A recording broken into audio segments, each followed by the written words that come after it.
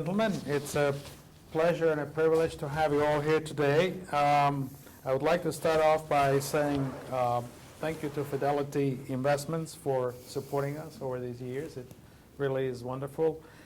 And also to all the attendees, because without your support and your being here, this wouldn't be very much of a speaker series. So we really appreciate that. It is a particular pleasure and privilege today to have here Mr. Jim Goodmon.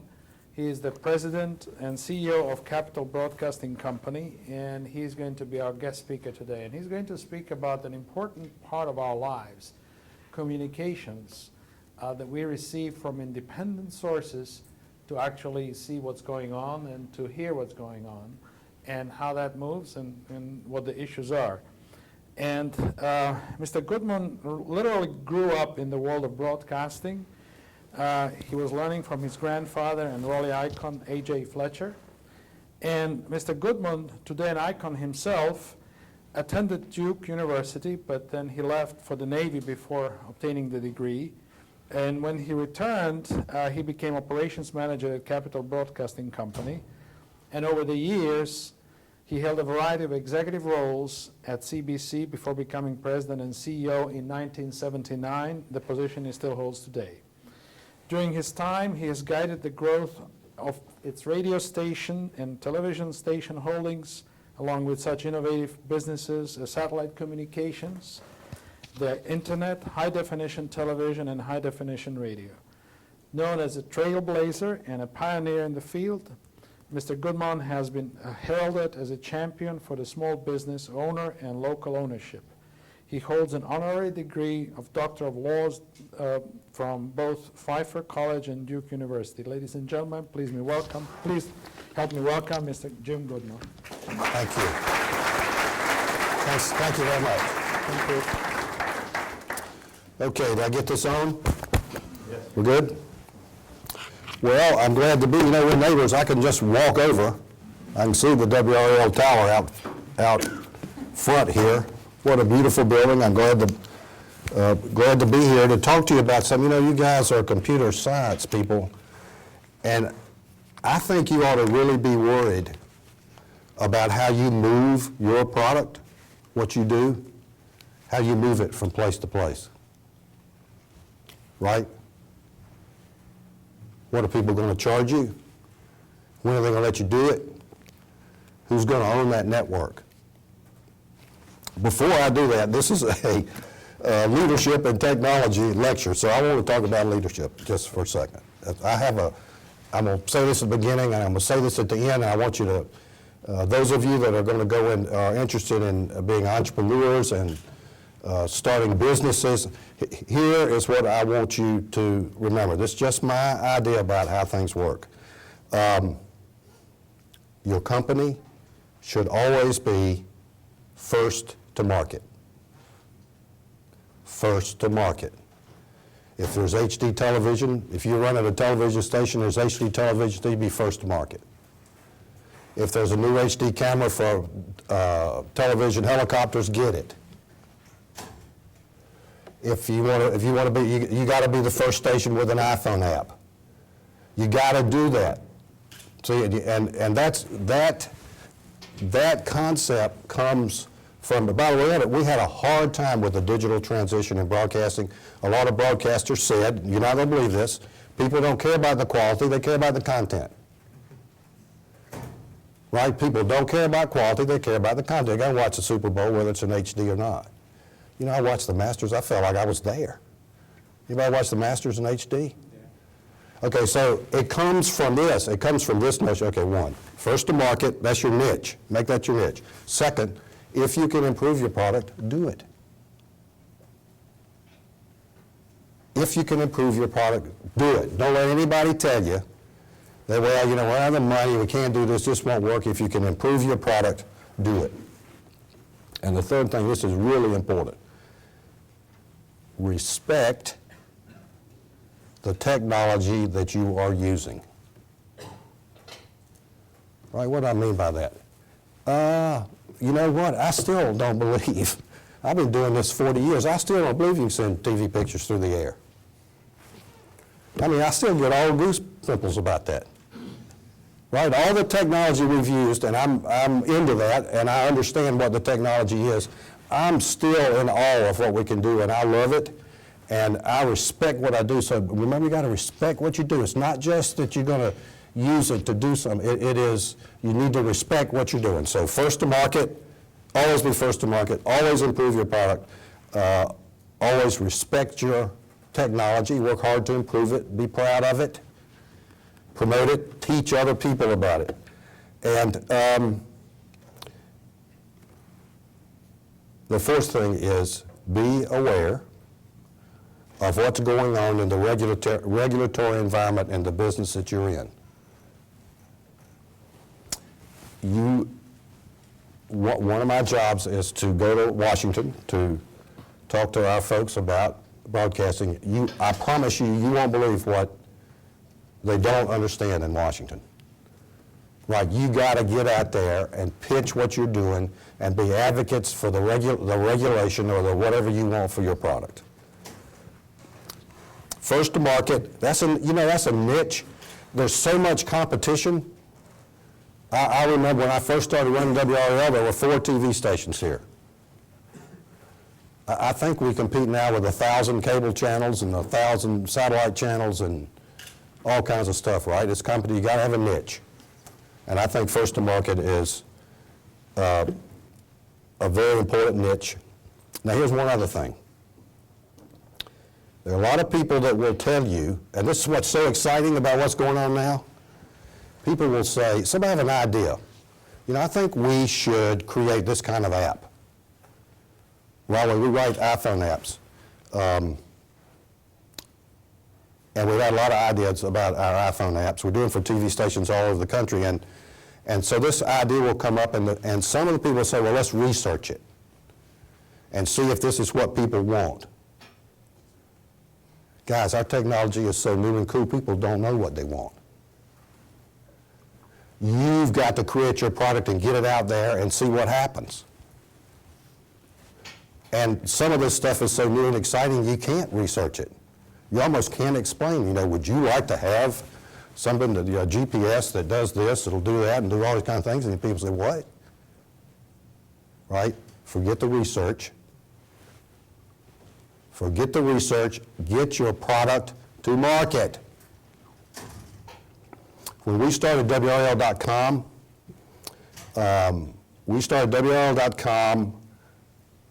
we actually used what was called a first-class bulletin board.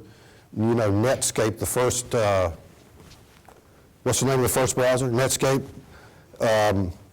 had just started. We had no idea what it was,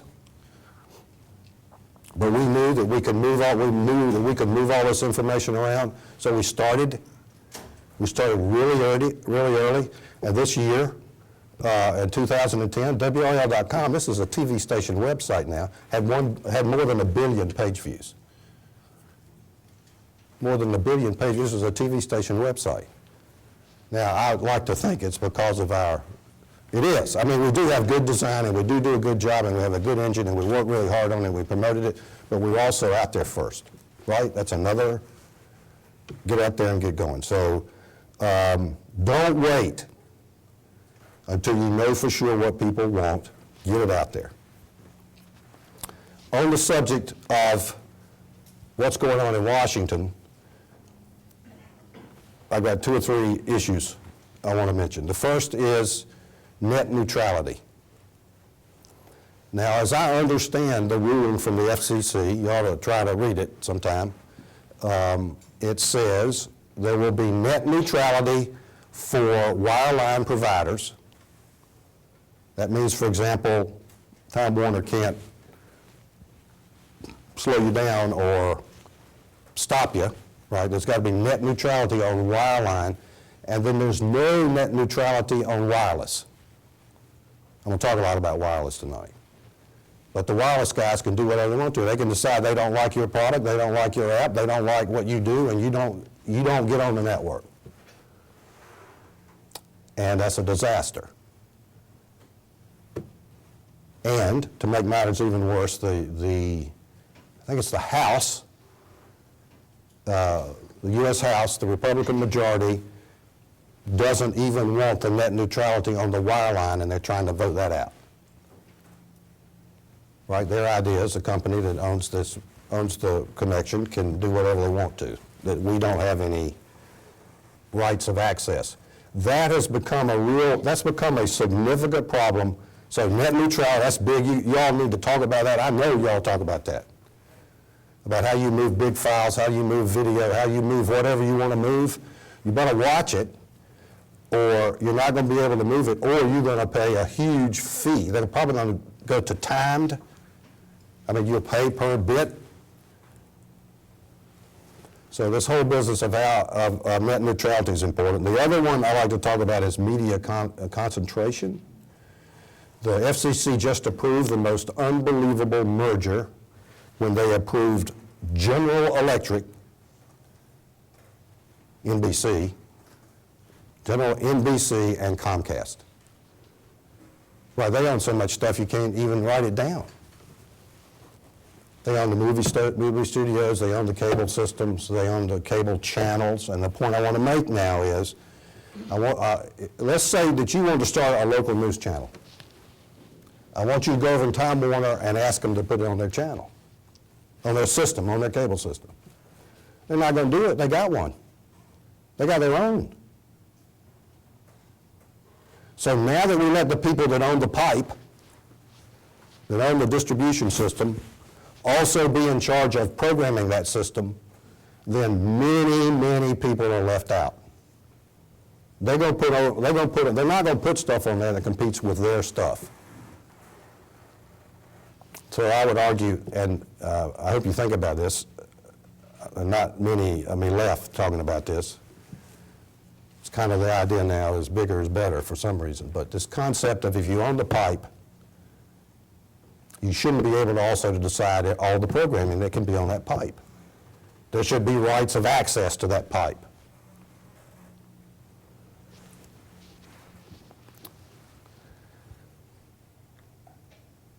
Okay, so as it relates specifically to wireless video, you know, the FCC just announced that we have a spectrum crisis. That's their word. That the phone companies, AT&T, Verizon, T-Mobile, and who's the fourth one?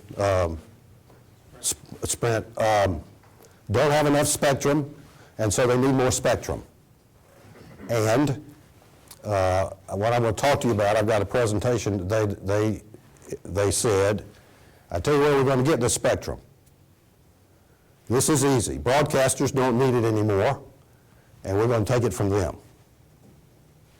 Didn't go over too well with broadcasters, as you can imagine. It's an interesting topic to talk about. Where's the spectrum going to come from for wireless broadband?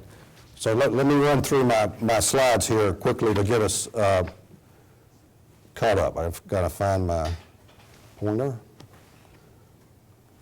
Where's my pointer?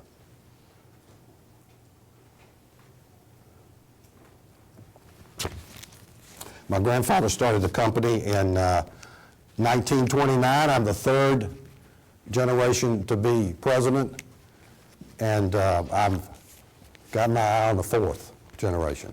It's a family company. We've had a good time with it.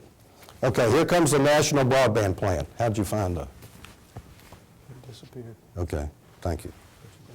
Press the arrow key. Okay. So, all right, here's what we're going to do with the National Broadband Plan. We're going to spur innovation. You know, we're going to get wireless broadband out there to everybody. More broadband access. People need faster speeds. We're going to connect rural America. That's not where we need wireless broadband, but we're going to connect rural America. We're going to create more competition, and we're going to keep prices down for people. That's the FCC's goal. That's what we're going to do with this new wireless broadband plan.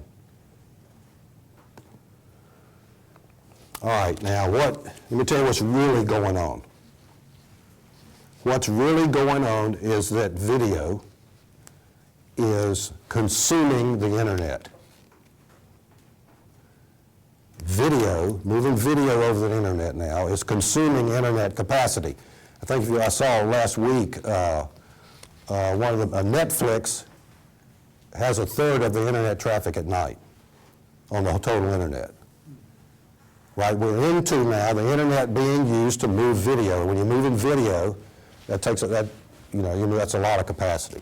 And so Cisco says that, remember we're talking about mobile broadband now, talking about wireless broadband, says that 52% will be video, it'll double every year, and by 2014 it'll be 66%. So they're not trying to build a network to move educational materials around and make it so we can move our files around here. They're trying to build a network that will handle all of these video requirements. That's what's really going on.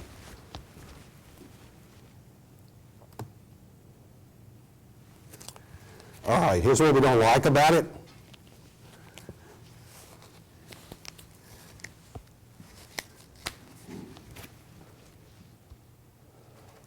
There are 4 gatekeepers now. So we're going to give them more, we're going to get more spectrum for them, right? Actually, there are 3. If the T-Mobile, AT&T, I've got a slide on that, AT&T said they're buying T-Mobile. So we're going to get down to 3 companies that control all the broadband access. We think the government, by saying, we're going to get rid of broadcast spectrum and give it to phone companies, sort of picking winners there. We think, I'm going to talk to you about this, we think broadcasting has a whole lot to do with this, a whole lot to do with mobile broadband. Now, here's the chairman of the FCC. His position is, guys, broadcasting is not important anymore. Come on, everybody's got cable, everybody's got satellite, why do we need it? Right, we don't really need any broadcasting. We don't really need any over the air. So don't worry about it, y'all still gonna be on cable, you're gonna be on satellite and all that. Now, they're about, 30% of the homes have an over-the-air antenna. About 10% of our audience at any one time comes from people that don't have cable, don't have satellite. They watch on an antenna. And by the way, I like to talk about this. Every week, look at this. If you take the top 100 television programs on broadcast, cable, and everything, all video programming, at least 90, usually 95 of them, are on broadcast television. The notion that nobody's watching what's on broadcast stations is, I don't know what that is. If CNN has a good day, they'll have a 1 rating. Our news will do a 12, that kind of stuff. I mean, broadcasting is still very much a part of it, and our programming is by far the most popular programming. So do we really want to take away over-the-air television? Now, here's how the chairman is selling this plan. He said to Congress, here's what we're going to do. We're going to tell the broadcasters, and this is voluntary, if they want to get rid of their TV station, like we could take WRAL, turn it in, then the FCC said they will auction it off, and we'll get part of the proceeds. I mean, okay, we're not going to turn in WRAL, but their idea is it's voluntary. Chairman said to me, Jim, don't worry about it, you don't have to do this, I know you're not going to turn in your station. It's voluntary, and for the people that turn in their TV stations, they'll get paid from the proceeds for the auction. Now, the key point that we're making, and think this through with me, is the demand is not where it should be for this spectrum.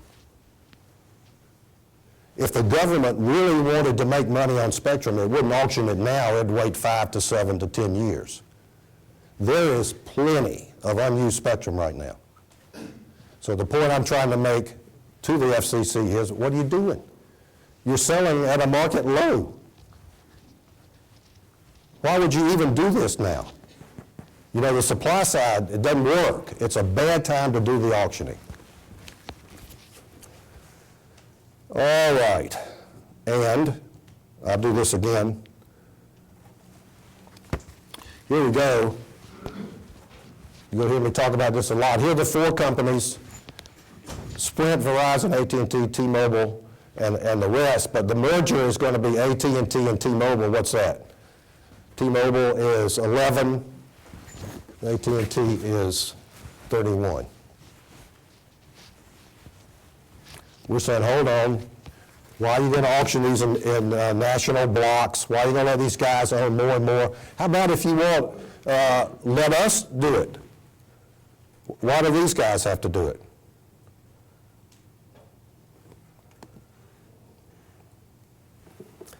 And this is really important, I can't see any end to the demand for spectrum and mobile long term. There's going to be more and more and more and more spectrum. I mean, the notion that we're going to move all this video over the internet and it's going to double every 5 years or whatever those numbers were, that's not a good plan. There's not enough spectrum long range for this to happen.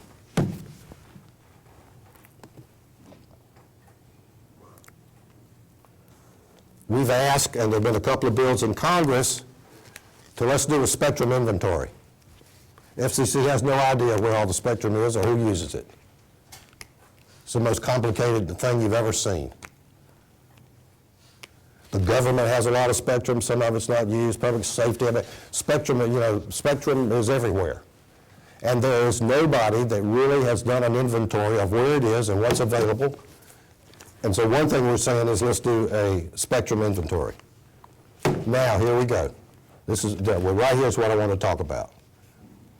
And this is what I want you all to think about. Now, here's how we think this mobile broadband plan should work.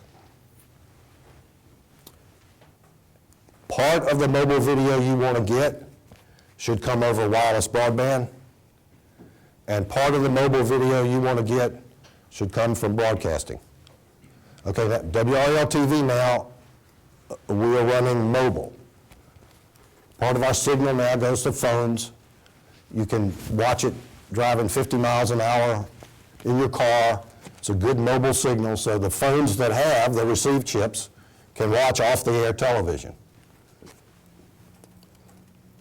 By the way, there's been international work to try to get everybody on the same frequencies, so equipment works in more than just one country. There's a lot of work to do international harmonization, and what the FCC wants to do is not even close. It's not even on the same page of the international where the international folks want to put this. All right, I don't know why this is going so slow, but it's okay. Now, what we've done at WRAL, and this is one thing I wanted to, is, okay, so here I am at WRL TV, and I look around and say, oh, hell, here's cable on 1,000 channels, and here's satellite, and here's the internet, and here's all this stuff. Here are these iPhone apps. Here's all of this stuff. You know, and all of that is a competitor to what we do now. What are we going to do with that as a company?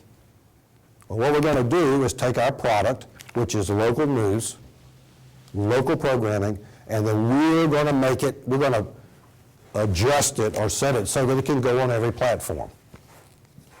Right? You want to watch WRL TV on the net? Fine. You want to watch WRL News on the net? That's fine. I mean, what do you want to look at on your iPhone? Where do you want to look at it? We're going to give it to you. We're even on the decks. We're on the Sprint, Verizon, AT&T decks. They're video decks. You can get WRL TV News. We looked for every possible place to put our content. Right? We got to have our content out there. That's how we try to handle the competition.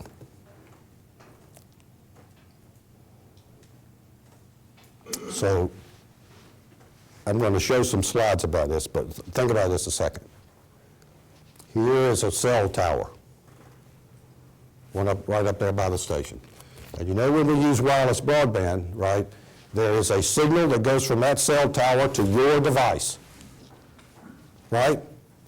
And that's just for you. Just you get that. That's a point-to-point connection. One, you know, it ends up back to some server.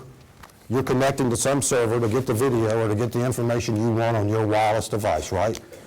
Point to point. There are 2 million people in this market, 1.7 something. Now with broadcast, if everybody had a TV set, everybody could watch it at the same time. Right? We're point to multi-point. Right? Everybody sees the same stuff. There's no limit on how many people can watch a broadcast station. So the notion that we're going to build wireless broadband based upon there's going to be a connection, everybody's going to have a connection when they want something, means the system will never, well, by the way, it shuts down now at certain times. So here's what we're saying. It's called an overlay. Let's say I'm making this up. Let's say there are 5,000 people in this market in a week that want to watch 60 minutes on their handheld. Don't watch it live, want to look at it later during the week.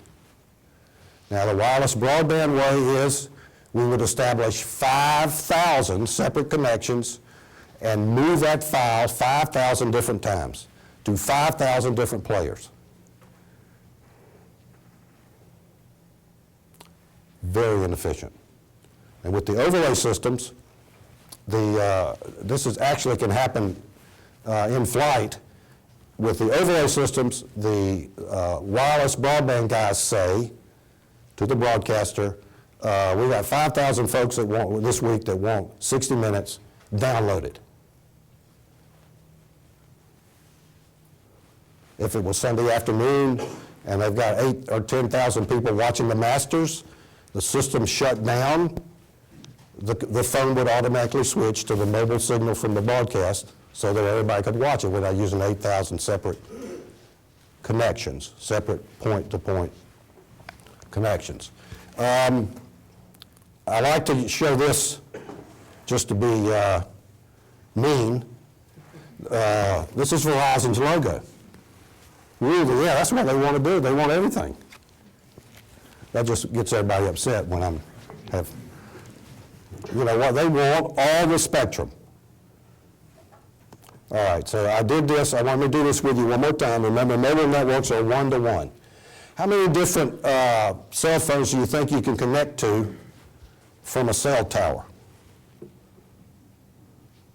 There are lots of different, it's usually about 240 users at one time with one transmitter. Now, you have multiple transmitters on the tower, but not a lot. Okay, so there's the 240 users. By the way, remember, these networks that are carrying video also need to carry voice and data. It's the same network. Right, so we're really clogging up that network. And here's the notion, here's the slide that everybody can connect. To do one video, we think it'll take about 12,000 cell towers to replicate the WREL signal to about 1 million people, see? That's what that'd be really good for the tower companies and everything, but that's not a good idea. Actually, it'd probably be a little bit more than this. Now, the notion of having broadcast capability, the CTO of Verizon said that. He said that we got to have a broadcasting solution. We can't send everybody the video they want when they want it. We can't do that. All right. This is the one I wanted to show, and here's the idea, and that is on the fly, when it happens, the cell phone will automatically switch to the video coming from the broadcast station, and the wireless broadband provider has put it up there. I mean, they'll have a connection to our transmission. And this happens on the fly, and you can see what happens. Out here, you've got very few users, right? Okay, so point-to-point connections, no trouble. Coming into here, you got more and more users, and you can't serve them. So you serve them with the broadcast overlay.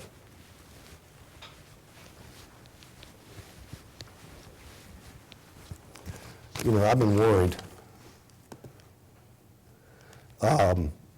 that y'all aren't interested in this as much as I am. You see what I'm talking about? Does it make any sense? The question is, how are we going to move our stuff over the internet? And the idea here is with a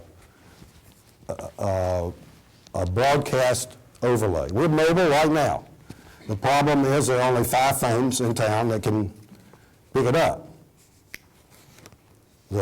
Getting the cell phone providers to the side, we keep saying, look, if y'all put a mobile chip in your phone, and whoever has your telephone, they can watch TV, free over-the-air television anytime they want to, you will sell those phones. People will buy those phones. But then they say, well, we've got to charge them. And they say, no, hold on, we're free over-the-air television. You should have our signal, the WRL signal should be on there for free if you want to do ESPN or CNN, or you want to do that other stuff on your telephone, then charge for that. But as it relates to broadcast stations, we should be free. Okay? We're in 2 or 3 other businesses I wanted to tell you about. We have a group called Microspace, and what we do is release satellite transponders, a full transponder, and then we go out and sublease pieces of that transponder. If you're into Muzak, probably aren't. We feed Muzak music to 250,000 locations from our satellite system. Muzak pays us to send their music. A lot of the brokerage firms, we do a lot of satellite distribution. Now, by the way, again, so that's point, one signal. You know, you get a channel on the satellite, one place in the United States can pick it up, and the whole United States can pick it up. So that's a very efficient point to multi-point. We've been part of a really interesting experiment. The movie industry is moving to video. They're getting rid of their film projectors. They're all putting in video projectors, and they're going to distribute the movies to the theater, you know, rather than sending them by bus, by satellite. And we've had some of that business. We've done about 100 movies a year. We get the movies. The advantage of doing video distribution, satellite distribution, is we can send the movie the day before it's released. We've also had some movies edited.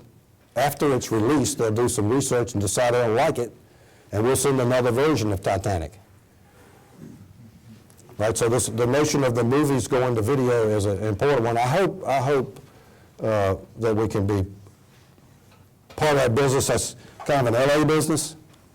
We're a long way from LA, so we might have trouble with that, but we're going to keep working on that. And another thing that I'm very proud of is for 15 years, we've been, our sports network division has done Wolfpack Sports. We do the radio play-by-play, we do the coaches shows, and that's, you know, we're neighbors right across the street, and so we're all big state fans, and we're proud of that. And our latest radio venture is 99.9 The Fan.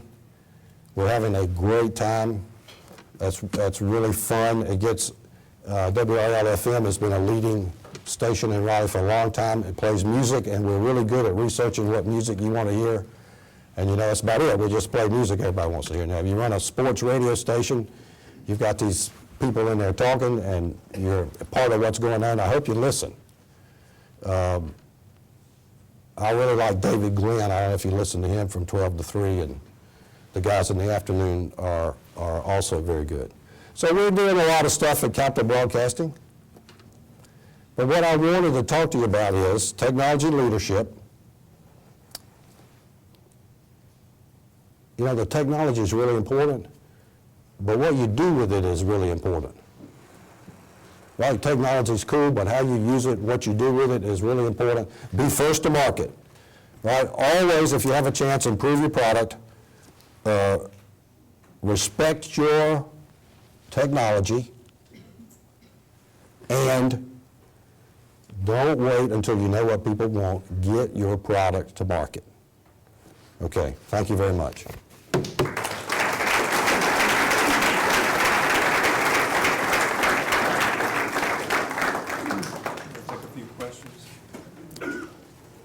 We have time for a few questions. Yes, speaker.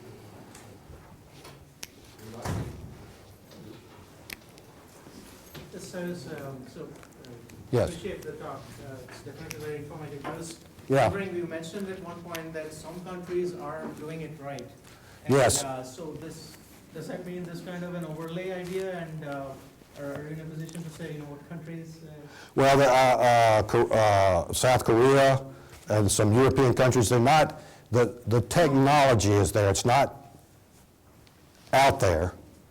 But I think if you look at the papers from the different groups that meet, there is a sort of acceptance, right? We can't move all this video point to point, and the broadcast overlay would be the way to do it. We could do it now, yeah, yes. A follow-up if nobody else. I was wondering if you said CDC has this amended recommendation document kind of thing. Yes. Is that something that's open at this point? Yeah, I mean, so the FCC put out the plan, right? And then they asked people to comment, and we filed our plan, and I'd be happy to send it to you, to see it. The one thing I didn't mention, because it's just, it's 10 or 15 years away, is I think we're going to have another digital transition. We're going to change our technology again, and we're going to go from what we call ATSC to OFDM, and we take our throughput up from 19 to 40 megabits, and that's also part of our plan. Yes, ma'am.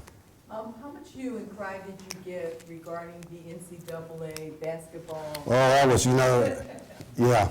It's a I lot. was concerned because I was one of those over-the-air people. No, I know. I thought when we first went digital, right, that the best way to demonstrate digital, digital we can run 4 channels on one, we can run 4 videos on one TV station. We call them 5.1, 5.2, 5.3, and 5.4. We can run 4 videos on one station, and the best way I ever got anybody to understand that was doing the NCAA. I'd run 4 games at one time. Right? Now, and so that's the first time I thought that's the first really good use we had of digital, and people would understand and say, wow, it's not just Channel 5, it's 5, 1, 2, 3, and 4, and we would run 4 games. Now,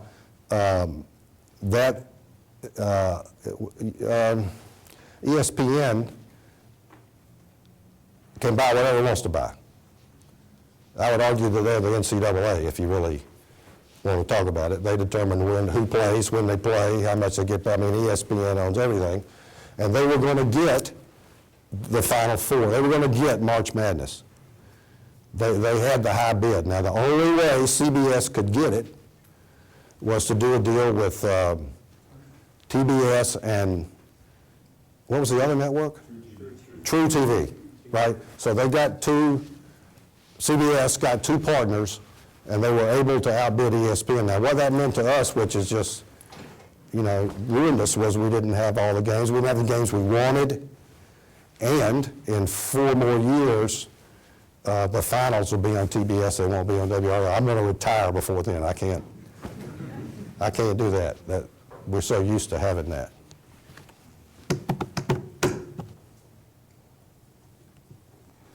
Okay. Any other questions? Yes, sir. Do you have any hope that if the regulations were to become too draconian, that somebody might create some disruptive technology that would eventually obsolete these big players? Yeah, I didn't mention this, but let me mention this. There's something called white space. Anybody know what white space is? Okay, now, a TV station, one problem we have with TV is you can't put channels next to each other. So you won't see a 23, 24, and 25. If you have a 23, then 22's got to be vacant, and 24's got to be vacant because it'll interfere. It's called co-channel interference. We can't do that. So there are TV channels that are not used. They're just sitting there. So the commission came up with a plan called a white space, and my answer to you is, if the answer is to your question is yes, the FCC has now said you can use unlicensed devices in the white space for wireless broadband. So you could build a whole network in the white spaces if you wanted to. At least so long as they didn't pass another law that took that away. Right. And hopefully it doesn't interfere with the broadcast stations. Unlicensed is going to be tough. Yes, sir.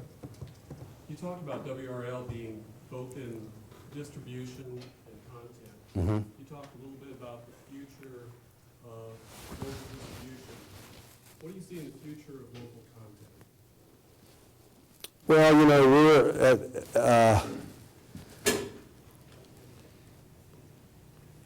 we're right, local news, right? Local news.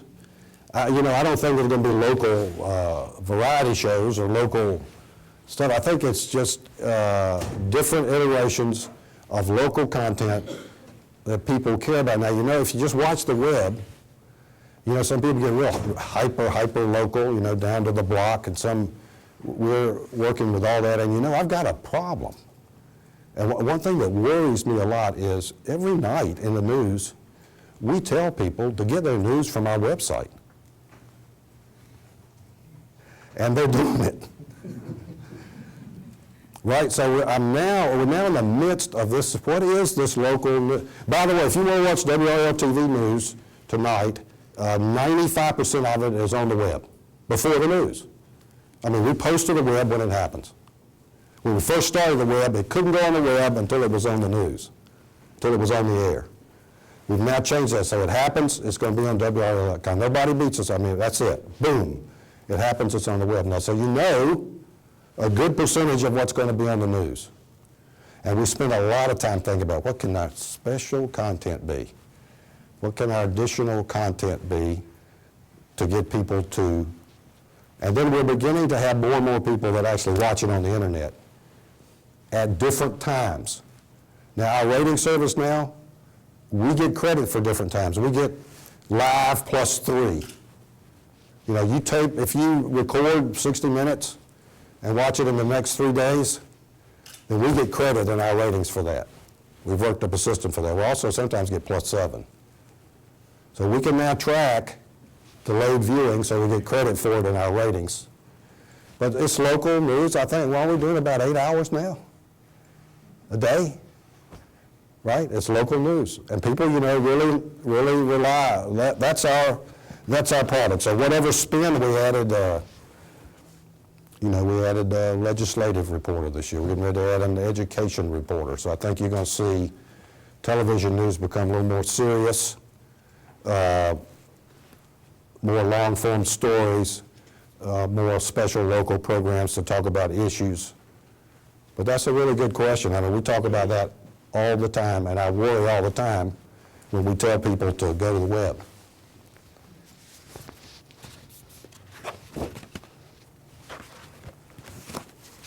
Yes, sir. What is the probability that the CDC plan might be accepted or approved? And are the major obstacles the FCC, the Yes. cable companies, or what? Well, we have a new FCC chairman, and I worked with him when he worked at, I've worked with him when he was in the private sector. He's one of the smartest guys you'll ever see. He's decided that he's going to do the spectrum. I mean, he's a guy named Blair Levin, who used to be attorney here in Raleigh, actually wrote the broadband plan for the chairman, and they are straight ahead. The FCC chairman, this is not important, was in President Obama's wedding, they're best friends. President Obama talks about it from the White House. You know, we're going to get this spectrum. I think the president, right? I mean, so they're determined. They're determined. But I think that in here are some really good points, like a spectrum auction. And are you sure that now's the best time to get the most money? And don't you think we ought to talk about an overlay? Because it's not. I mean, there's some. I don't think that proposal is kooky. I mean, I think it's got some good points in it. And okay, Congress has to approve the incentive auction. So if you ask me, it's in Congress. I mean, the FCC's made up their mind they're going to do it. They're going to do it if they can get Congress to do it. And there's Senator Rockefeller has decided he wants to do it because he wants to get the money to put in the safety, public safety network. It's 10 years since 911, and he's worried that they haven't put the money in the public safety network yet. So he's really working on that, and there are others that think this is nuts. By the way, they auctioned, I think it's the D block. Anybody know? They had a D block auction, and nobody came. The FCC told the government they were going to get 50 or 60, hold on a second. I don't know the number. The FCC told the government they were going to get a lot of money. They put it in the budget and spent it. They had the auction and nobody showed up. Right? So they showed up, but they offered so little that the government wouldn't take it. So here we go. Isn't this fun? Okay. Yes, sir. You mentioned as a disadvantage the fact that in the FCC's proposed scheme, the government gets to pick winners and losers. Right. From the government's perspective, they like that. That's a revenue source for them, right? I think the government is persuadable to give. Well, I think, you know, and this is that's really a good, yes. Yes, I think, why should Capital Broadcasting have Channel 5? Right? I mean, that's a good question. The answer is, people don't remember this, but when broadcasting started in the early 50s, the federal government said, we got this new thing called television. Will anybody here want the license and try to make it work? So it's kind of like going out and getting land out west or something. It was sort of, and so different companies, actually my grandfather and my uncle applied for the license. They fought over 6 years. There were really 2 companies in Raleigh that applied for the license. They came to Raleigh and had hearings, and people got up there and said who should have it and who. So we got a grant, the initial grant for Channel 5 from the FCC, and so, you know, what do you mean you're going to take a, right? Right, okay. That's how that works. One more question. I'm sure glad we did. Yes, ma'am. So with the broadcast overlay system, do you see any potential disadvantages? Or, I mean, other than the fact that people won't get the exact video that they're looking for?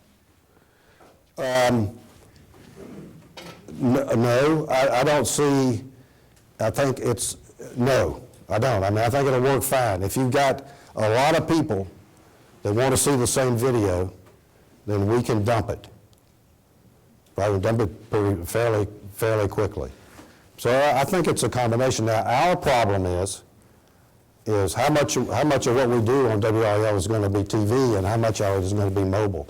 And by the way, and this is important, the FCC rule is if we do this, we have to pay them a percentage of our revenue, which I think we should. You know, if we're not broadcasting, you don't pay them for broadcasting, but if we're getting paid to use a digital signal, then they get a percentage of our revenue. And I've argued, not very successfully, but I'm still arguing that it is possible, and we're working on this, that the present value of that revenue stream, if you think through the next 25 years of that download revenue that they get from us, is greater than the auction price. right? I mean, that's certainly something to discuss. All right, thank you very much. Okay.